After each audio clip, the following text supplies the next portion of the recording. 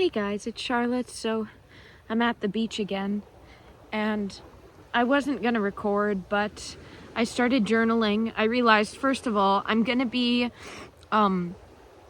do live streams reading over my DBT by Marsha Linehan therapy book that saved my life when I was extremely suicidal and in my worst state of PTSD symptomology, as that was when I first came forward about the abuse that I had been enduring for so many years. And so, first of all, I'm gonna be doing live streams teaching it to you guys, because I don't have the money to be able to see my therapist anymore. And I was reading it here, and I was like, wait, I can't read it here. I need to do it live so I can help other people, because there's other people who don't have access to this book anyways, and they're in their worst state like I was, and they can't afford it. They can't afford the $1,100 a month that I paid. So I need to help others. But anyways, what I'm actually talking about today, why I was like, I'm going to just click record, even though I'm supposed to be away from electronics at the beach and not fucking on my phone, but it doesn't matter. I can't vilify. I need to walk the middle path, not vilify all social media and all forms of technology. Anyways, I was writing because I talked with my sister today. First of all, more context, I'm realizing I'm feeling withdrawal from my quetiapine. And so I'm kind of in a vulnerable state right now, I've realized. And I'm out of money. I ran out of money. I looked over my credit cards, and any remaining money I had, I put towards my credit card. One of them, thankfully, is paid off. My credit line isn't. My other credit card has about $6,600 on it. So my debt isn't gone, but my income is. I don't have any more income left from my reserve I had from my car. So and I've been having a big struggle, as you guys have seen on my YouTube lately, is feeling like, because I'm going off my meds now, because I'm not in as severe crisis of a state as I was right at the beginning. But even then, I wasn't making any money. And then my ex told me to go on Fansly, and then I should have been on disability then. Anyways, so I'm debating if I don't think I can work a job. I was applying, and then I realized the panic I have around my PTSD symptom, the hypervigilance that I have, that has been forced upon me from the trauma, the abuse, the traumatic invalidation from professionals, flying monkeys, and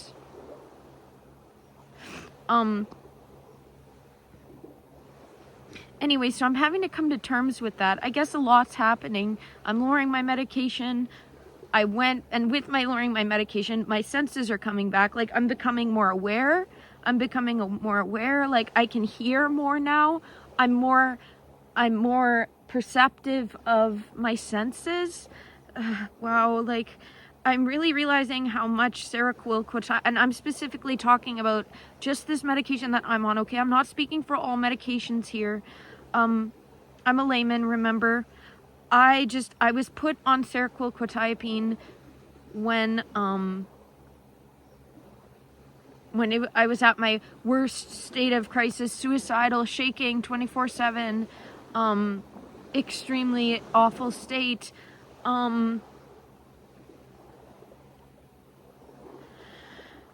Sorry, I noticed my face there was I was worried. Okay. But so that's something I'm struggling with, is I feel like, well, if you're lowering your medication, that means you're healed. That means but it's not true. I'm realizing, and this isn't my talk to my sister about today. It's hard because I know I wasn't born with a genetic defect like psychopaths have. They have a genetic gene defect, and it's a 50% chance to pass on. I know I wasn't born with that. I wasn't. But yet, my brain was harmed and altered. I don't like to think this, by my abusers and the abuse, as well as the physical abuse during the rapes.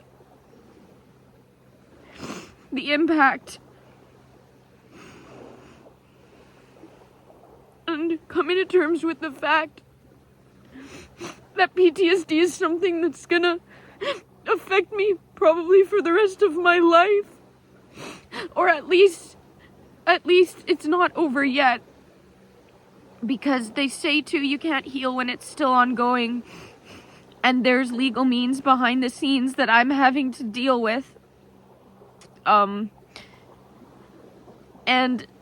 anyways, so that, and I talked to my sister about that, how I'm stressed about money, how my family doesn't make much money anyways, and I don't want to be reliant on my mom and having to rely on my mother for food and necessity, and or the other option be that I have to get a job and be around psychopaths as well as customers. I can't. My PTSD.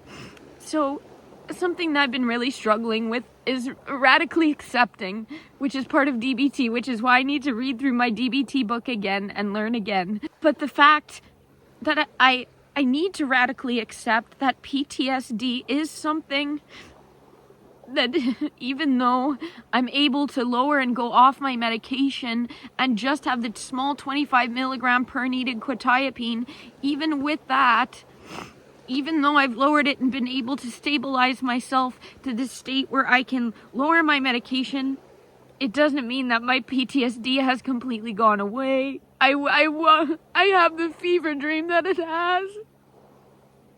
I wish to think that I'm not permanently altered because of this.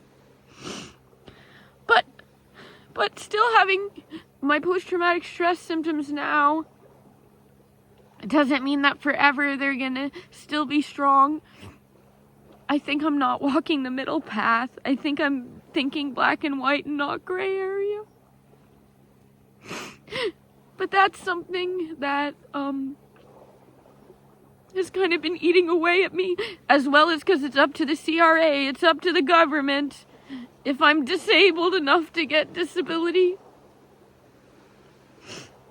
And I don't want to feel like I can't do my social media because I'm on disability. I want to be able to use my voice. My abuse tries so hard to silence my voice. I don't want a job then to silence me too. Say I can't say certain things because of them. I can't sell my voice. I can't sell my soul. Anyways, but the main point that I wanted to get to, something that my sister said, the wording, because the wording is what gets me. I always call myself a wordsmith. It's true, I'm good at writing. I've been songwriting forever, and now I'm novel writing as well. Or fiction, female Stephen King. Okay, let me take a breath. What my sister said. Because I don't like thinking that I'm disabled because of my abusers. I hate to think that they have that power, that they disabled me. But look, I am healing. But then I think, oh, then you're healed. Then you can't claim disability. That's them speaking in my brain.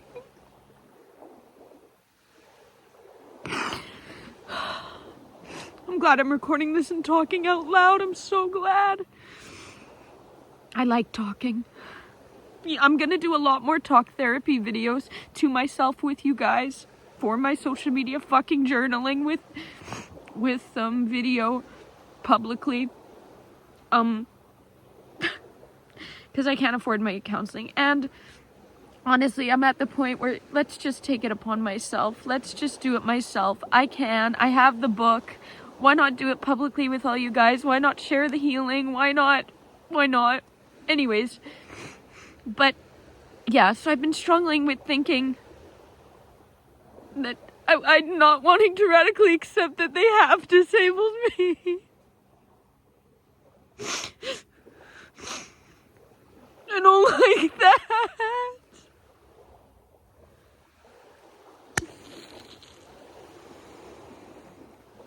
But I have to radically accept it, I guess.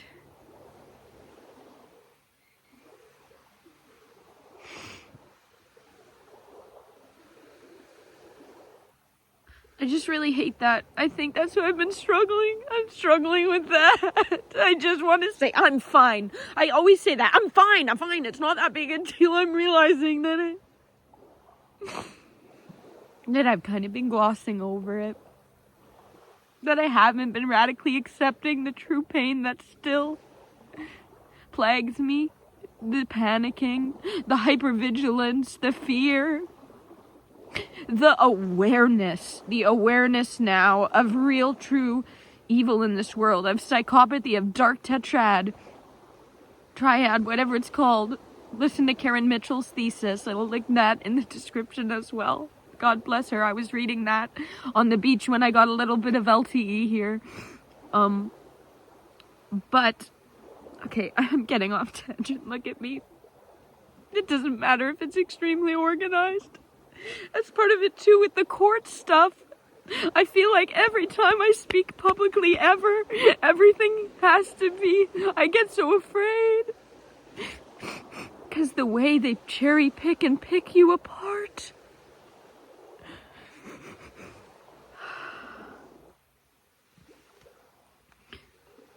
But realistically looking at it, my situation can't change for another 2 years. Those legal means is still in limbo for another 2 years. And you can't heal, you can't fully heal when you're still within the environment. And facts are, I'm gonna be there.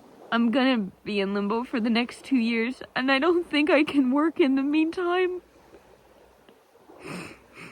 to be able to afford things, to be able to have some self-autonomy.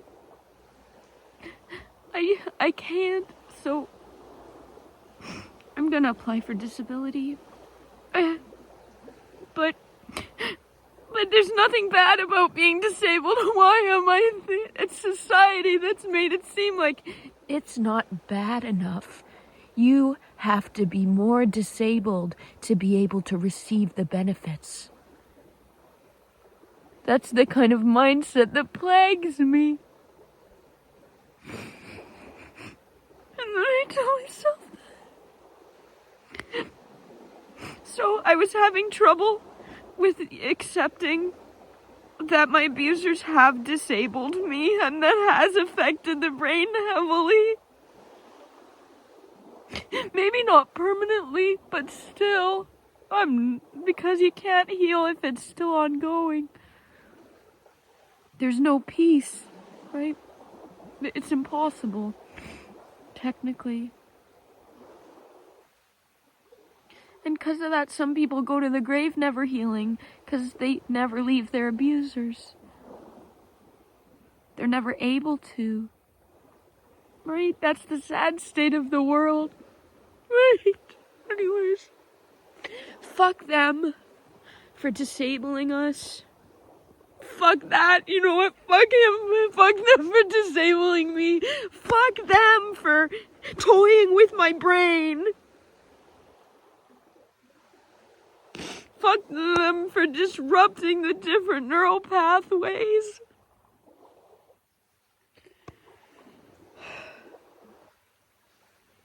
Anyways, what I wanted to get to, I think this is actually helping me work through it though. It is, I'm putting words to it, I'm not just keeping it in my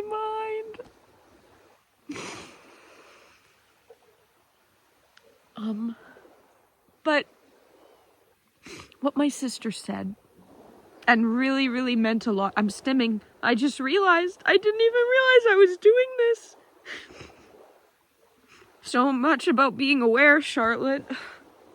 Nobody's perfect. I have to remind myself that the way the medical system makes you overthink all of your behavior and makes you think everything is wrong, that you have to be perfect. Otherwise, you're doing something wrong. No, my abusers fucking abused me, psychologically tortured me, physically tortured me for many years. And that affected my brain and fucking disabled me.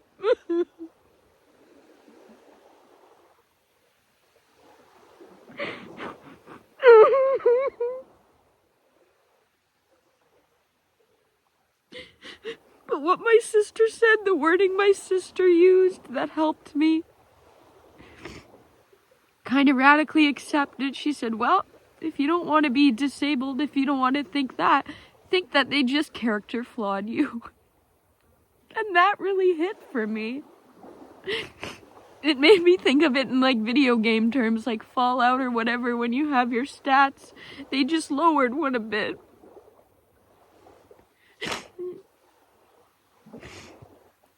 Or they upped my hypervigilance. They upped my fear.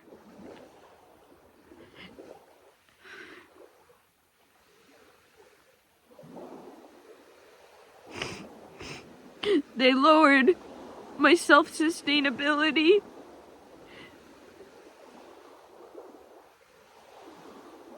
I just hate that. I need to accept that, though. I just feel bad because I'm like, how can I get disability when there's people fucking starving on the street? But they can't even get disability because they weren't diagnosed, and when they get diagnosed, they get fucked because they're on drugs on the street. They get labeled as schizophrenic, and then they're put on heavy drugs, and then then psychopaths in power are toying with them.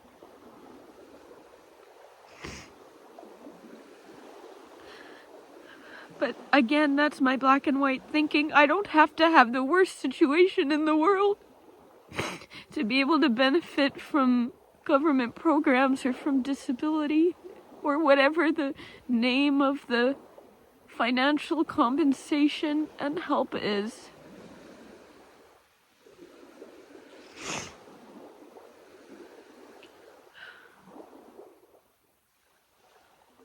It's not my goal, I'm realizing, to get into the workforce.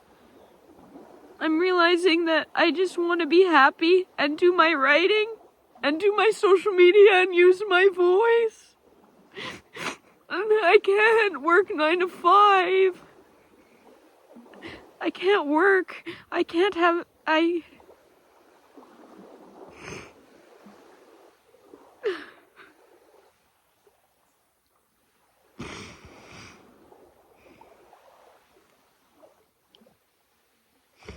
But they just character flawed me. They just disrupted the natural growth and development of a minor's brain and young adult's brain. I just don't want to think. I think, well, if it's not from birth, there can't be a defect. There can't be a...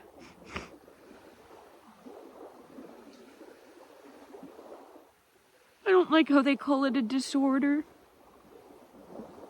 I don't like the wording. I prefer my sister's wording. They just character flawed me. They just character flawed me. And nobody's perfect. They're far from perfect. Isn't that true? And they know that better than anyone else. The abusers, the psychopaths. So fuck it.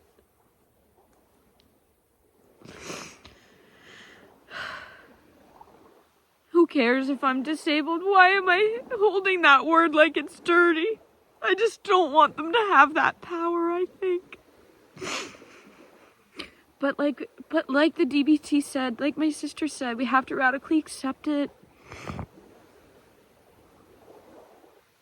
I can't pretend like everything's okay and that life's perfect and that because I'm getting off my medication that therefore everything's okay. No, I just didn't like how I knew that I wasn't panicking 24/7 anymore, and my doctor said, I've been talking, and it was with my doctor that she approved the tapering. But I feel guilty. Isn't that weird that the psychiatric medical industry, the way it is, plus the government to be able to get disability, how getting off the medication is looked at as bad because then it's like, well, you're healed. Well, then you're fine. No, I just don't want to be on a sense-stalling medication that I was on that they put me on when I was in my most suicidal state. I just hate that they've had this effect on me, that they've disrupted my life and my pattern of thought so heavily. And that I'm still in limbo. I just hate it. Okay, but I have to radically accept it, so let me do some radically accepting talk. So what? So what? So what? So what? So what? Fucking use their taxes they're paying for being professionals in power and let that cover my disability income. Fuck. Huh? Fuck people who complain about their taxes going to people in need. Fuck that societal stigma. Fuck that. Fuck that. Maybe your professional in power shouldn't have been coming after me as a child. Maybe you should have vetted him before he got into that position of power. Maybe the whole system's corrupt, huh? Maybe I'm not the problem for needing help. Maybe I'm not the problem just because I'm not the problem. They did this to me.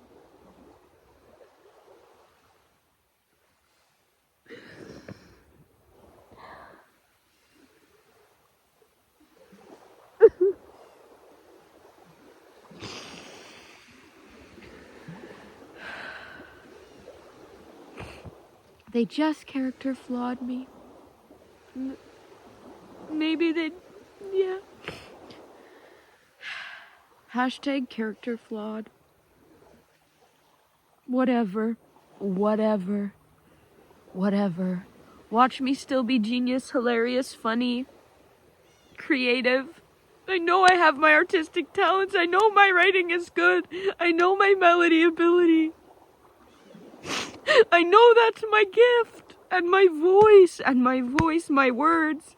I know.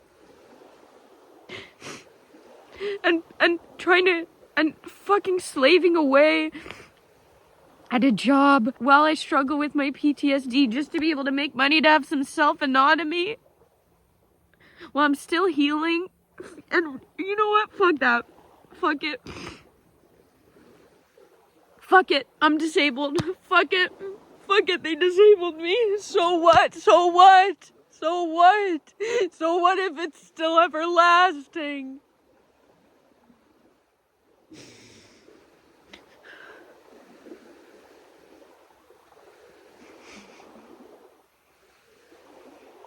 I don't like to think that trauma can affect someone this much, but it's the truth. It disgusts me. But you know what? Fuck it. Fuck it. That's why, you know what? Fuck it. I'm doing the right thing. My sister said, no, Charlotte. Like she said to me, it's still affecting you, and that's okay. It's just the societal stigmas, the shaming, the abuser's mindset in my head. That is still there because the trauma is still ongoing. And And psychopaths still readily exist in this society. And I see them and observe them. The world is scary. They made me realize that. Firsthand, fuck. Whatever.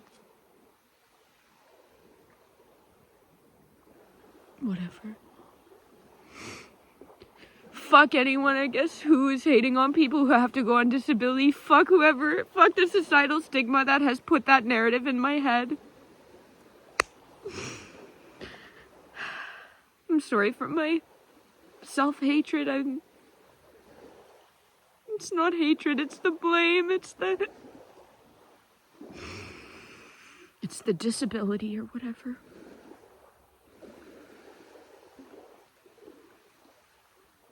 I just want to show people that you can make your life better. I don't want people to think that you can't heal or that you're stuck forever when you've been abused. But facts are the abuse is still ongoing in different means and in limbo still. So it's to be expected and makes sense that I haven't been able to fully heal, that I don't feel safe in public.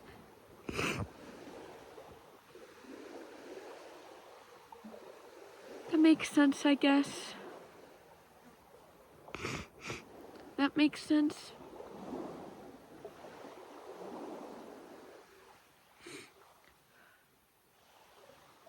I'm just realizing a lot. I've just learned a lot. Some of it forced through the healing and forced through the abuse. It's had to make me aware of things that I guess other people aren't aware of. To the degree. Because they didn't live through it or whatever. And living through that, the abuse and everything, I guess, disabled me. Anyways. Like my sister said, and I told me, I isolate myself a lot. Well, my ex, honestly, like, would isolate me from my family in the house. He wouldn't want me, like, ever around my family. It was weird. Like, it was, anyways, that's... I can't get into that. There's too much to decipher there.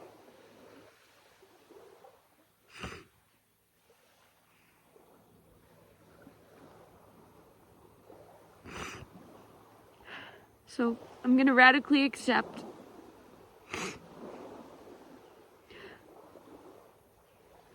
that my disability is still ongoing.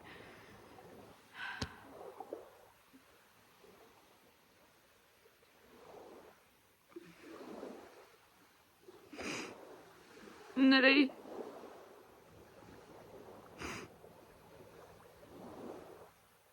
yeah. Okay. I'll try to relax now. I feel like I've spoken it out. I need to speak out more. I get so afraid. For so many years, if it wasn't perfect, I was never enough, no matter how hard I tried. So then I think, why try? Because every single time in the past. Anyways.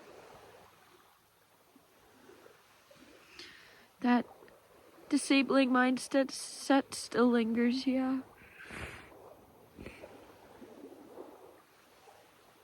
I need to look at the brain differences of PTSD brains comparatively to non-PTSD.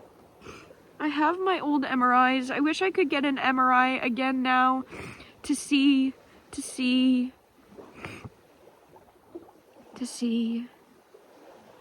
Because it's definitely different. It's definitely different. And what is it like comparatively to normal, healthy childhood brain? I don't know.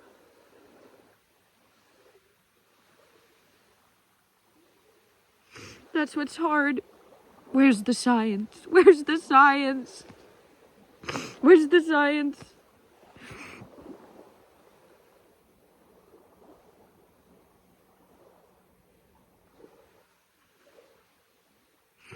Whatever, they flawed me, so what? So what if they damaged my brain? So what if they damaged my brain? So what if they disabled me to a degree? So what if it's still ongoing? So what? So what? Oh no, some rich person's tax dollars will have to pay for mine in Canada. Some rich Canadian's tax dollars will have to pay to help me. Oh no.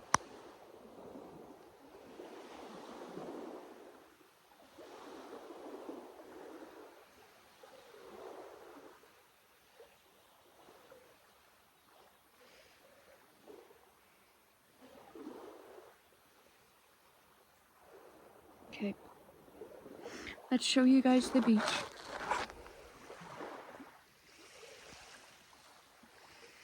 It's beautiful, actually.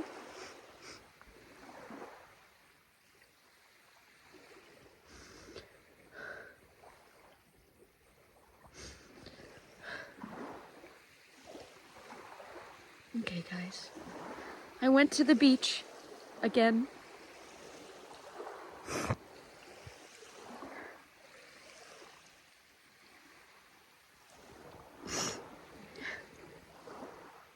I'm finding my way. I'm at a transitional period in my life, which is hard. Because it makes me have to face a lot of things.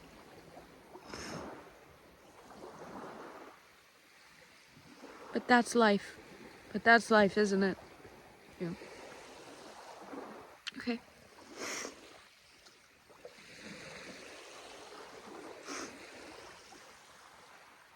I guess that's all. Thanks, guys. It really means a lot if I hear words of encouragement. I didn't get much validation throughout my life.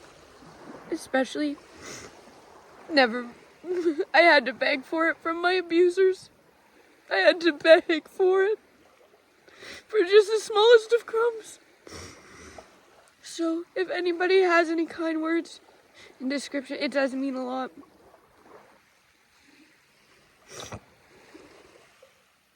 I isolate myself, and so I understand if people don't want to, but I can always talk to my sister. I need not isolate myself, I guess. It's just hard because I feel it's hard for people to understand. It's hard for someone to kind of not meet my level, but to understand on the same level. Yeah. Anyways, okay. I'm going to relax for a bit and then head back and go home, and I guess, yeah. Okay, guys. I'm glad I recorded this, even though my goal coming to the beach was to stay off my phone and to try to just allow myself time to relax. Whatever, sometimes healing work just happens. Sometimes the voice just needs to speak. Being intuitive. Yep. Okay. I think that's all I have to say. Okay. Bye.